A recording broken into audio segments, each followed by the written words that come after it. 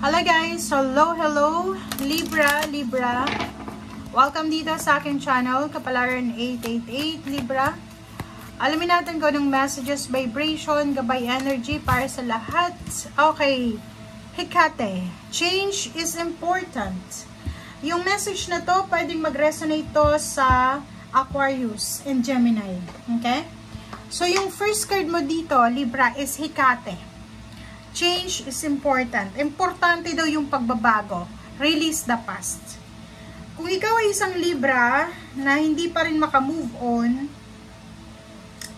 hindi ka makamove on sa mga nangyari sa nakaraan mo, hindi mo matanggap kung anong nangyari sa past, hindi mo matanggap na yung ayaw mo ay nangyari, hindi mo matanggap na yung expectation mo ay hindi nangyari, parang ganon, release it. Release the past. Okay?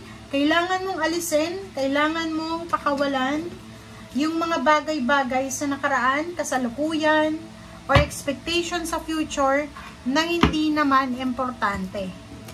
Okay? Huwag mong masyadong i-pressure yung sarili mo kasi pag na-pressure ka, pwede kang gumawa ng isang desisyon na pwede mong pagsisihan sa bandang huli.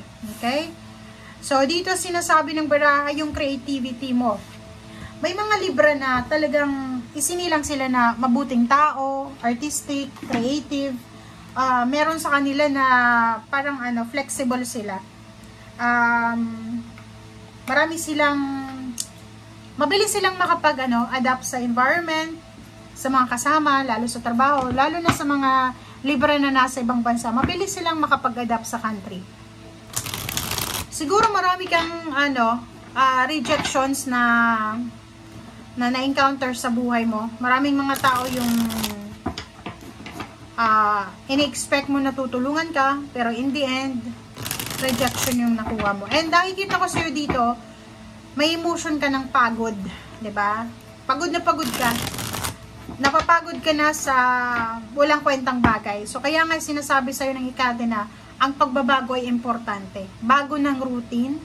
Kung pagod na pagod ka na sa pang-araw-araw mo, magbago ka ng routine mo. Baguhin mo yung behavior mo. Baguhin mo yung habits mo. Ako masyado kang mabait.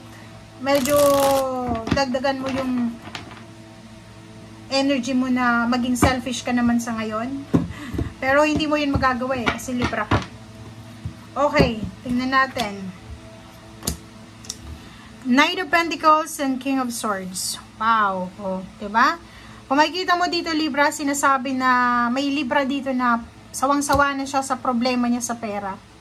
Back to back yung Queen of Swords dito, Queen and King of Swords. So, sinasabi sa'yo dito na sawang-sawa ka na sa pagiging mahirap. Sawang-sawa ka na sa pakikipaglaban sa kung ano man na inilalaban mo na yan sa buhay mo. Comment down below if you resonated. Nakikita ko pagod na pagod ka na sa kakahintay sa perang ito. Pagod na pagod ka na sa kakatrabaho. Pagod na pagod ka nang ipaglaban yung relationship, yung pamilya.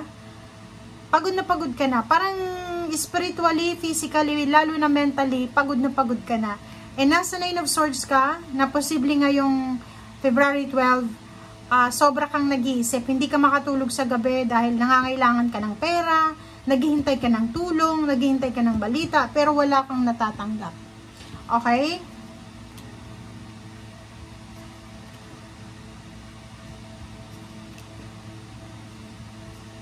Okay, Libra. First card mo dito is the World. Sinasabi ng barahan na kahit anong pinagdadaanan mo sa buhay sa ngayon, huwag kang masyadong magpanik, huwag kang masyadong matakot, mag-alala, dahil matatapos din yan. Nakikita mo dito yung rainbow? Yung rainbow is hope, pag-asa, transformation. Dito sinasabi na kinakailangan mo pa ng konting-konti na lang na pasensya. Pwedeng may hinihintay kang resulta, outcome, result, answers, and until now, hinihintay mo siya December pa, January na, February na, wala pa ring sagot. Dito sinasabi sa'yo, huwag kang mag-alala. Okay? Kasi parating na siya konting tiyaga na lang. The Tower, sinasabi ng barahan na isa sa pwedeng maging problema mo is yung pagod mo. Masakit na siguro yung ulo mo, yung katawan mo sa paghihintay, pero wala pa rin. Ace of Wands, sinasabi ng baraha na huwag mong aalisin yung excitement, huwag mong aalisin yung tiwala mo, yung confidence mo sa sarili, sa Panginoon. And sinasabi din nga sa'yo ng baraha na lahat ng pinagdadaanan mo ay matatapos din yan. May completion din yan. May the world yan. So, konting tiis na lang. Okay.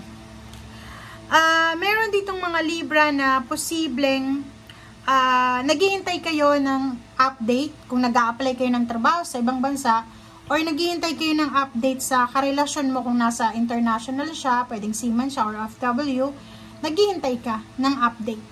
And sa iba din, sinasabi ng baraha sa'yo na habang naghihintay ka, for example, may relationship ka tapos wala pang nag-o-offer sa inyo ng kasal, dito sinasabi na trabuhin mo muna yung dapat trabuhin sa sarili mo, okay? I-improve mo yung sarili mo, kailangan handa ka para sa commitment, lalo na kasal. And sa iba naman sa inyo dito, kung may naghihintay sa inyo ng message or anything na confirmation from someone, pwedeng money, umuutang ka ng money or anything, konting tiis pa, konting pasensya pa kasi darating na siya. And luckily, ang ganda na ito kasi dalawang babae ito eh. Dalawang babae, it's either fire sign, Leo, Aries, Sagittarius siya, water sign, Pisces, Scorpion, Cancer, or Libra, it's your energy to nakikita ko sa'yo dito na yung mga taong yon ay posibleng makakatulong sa'yo para makuha mo yung balance. Justice, posibleng makatanggap ka ng confirmation by the end of the week or by the end of afternoon ng 12 of February. Posibleng makatanggap ka ng balita tungkol sa pinaglalaban mong hustisya or sa pinaglalaban mong kaso, kung may pinaglalaban kang kaso, or kung ano man to na kontrata na hinihintay mo. Like for example, naghihintay ka ng new contract or renewal of contract signing, di ba? Pag naghihintay tayo, medyo nawawala tayo sa sarili natin, nagiging impatient tayo. So, dito sinasabi sa'yo na lahat ng new beginnings, lahat ng hinihintay mo ay darating sa'yo.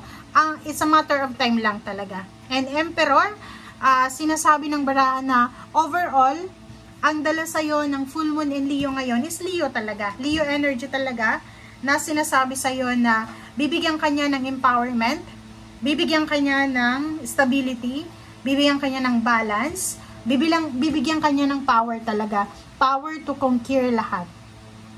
Yung The Emperor na ito, sinasabi sa'yo na meron kang kakayahan sa sarili mo na hindi mo na di-discover. Parang meron kang kakayahan, lakas loob sa sarili mo na hindi mo pa alam mismo sa sarili mo. So, kailangan mo siyang alamin kasi siguro mahina yung loob mo, marami kang mga fears and worries.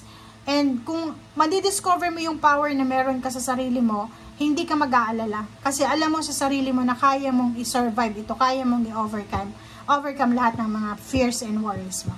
Okay? Thank you guys for watching. Bye!